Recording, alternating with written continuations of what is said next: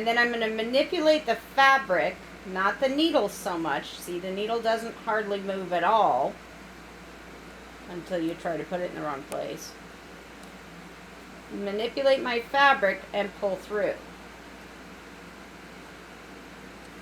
I'm going to show you that a few more times.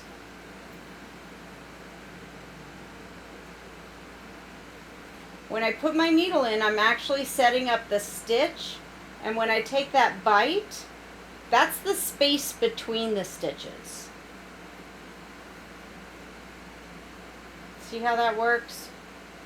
So that's where my stitch is going to stop. And that's the space between my stitches. Go for a couple more stitches.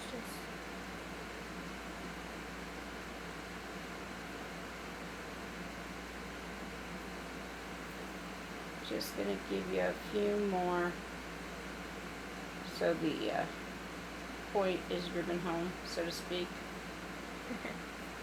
Yeah, puns on camera. Gotta love it.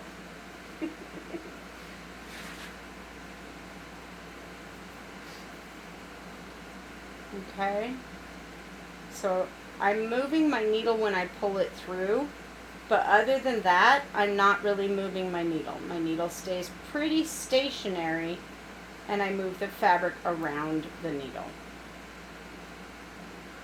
And then you can see the spaces between. You can't see the stitches being formed, you see the spaces between the stitches being formed. That's the space between. And your thread's gonna catch on the corner, and the thread's it's gonna make knots, it's gonna do all kinds of crazy things. Because thread does what it wants. But that's okay. You will eventually master it. It will be fine. Nothing to get upset or freaked out about. So I'm going to pretend that I've gone all the way up, and I'm going to show you the knot. Okay? You're going to...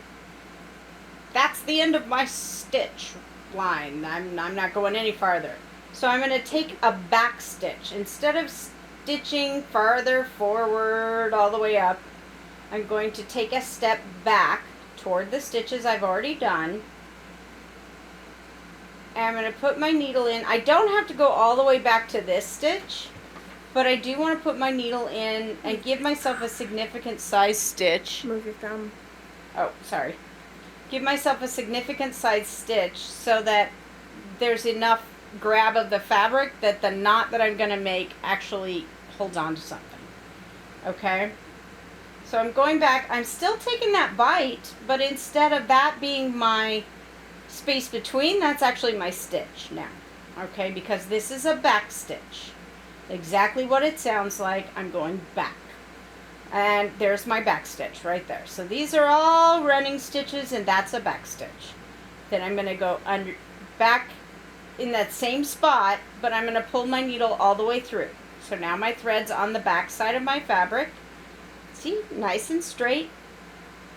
I'm going to put my needle through my thread, and if I catch a tiny bit of my fabric, that's okay.